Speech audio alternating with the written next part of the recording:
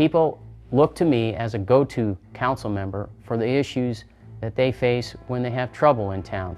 For example, neighbors who had flooding problems. I was out in their backyards when their creek was flooding and saw what the situation was, and then went to City Hall the next day to talk to the Public Works Department about that issue. It got cleared up. Another issue is open government. When I got on the City Council, there were issues in City Hall that didn't quite seem right, and I dug into those and found some things that weren't quite right, and we cleared those up and made the government better. Last council meeting, last week, we voted on something from the SBWMA, that's our trash server, where they wanted to make mandatory recycling for businesses and apartments, multifamily dwellings. And I looked at that word mandatory, and I looked into it, I dug into it during the council meeting, and I asked the staff, what is that really about?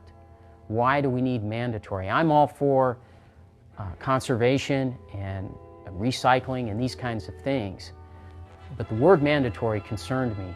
And as I dug into that with the staff during the meeting, it did turn out that that would be bringing about penalties on businesses if they did not participate in the recycling. So I voted against it because I'm not for that kind of regulation that comes down heavy on folks. You know, after that vote, I got a call from someone who lived in the city of San Mateo, not even my city where I'm currently on council, but from the city of San Mateo, a businessman. And he called me and he said, Matt, thank you. Thank you for being there, and thank you for taking the kinds of stances that you do, because you're a small businessman yourself. You know how these things impact us. And I'll say one more thing about that issue. Again, I want to emphasize, it's not that I'm opposed to efforts to recycle, but the way I would go about something like that is with the carrot, not the stick. Let's put out incentives to businesses to recycle, not penalties. And that gives you an idea of how I would act as a Board of Supervisor, just based on my record as a council member. The other night, there was an association, the Emerald Hills Homeowners Association. They held a forum over at the Peninsula Covenant Church.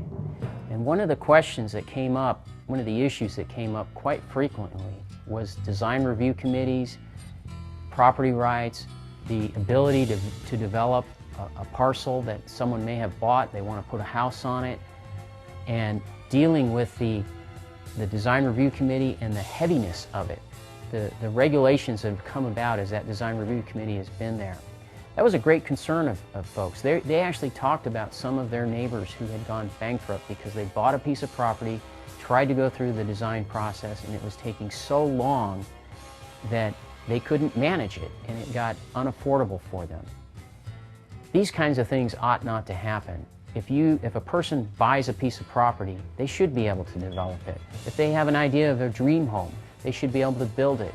We need government that serves people, not that comes down too heavy on them and makes things difficult. Even in San Carlos, I've dealt with issues like that and helped people along to get through those kinds of processes. And that is the kind of Board of Supervisor member that I will be, the kind that helps people and tries to reduce some of this heaviness that comes down on folks.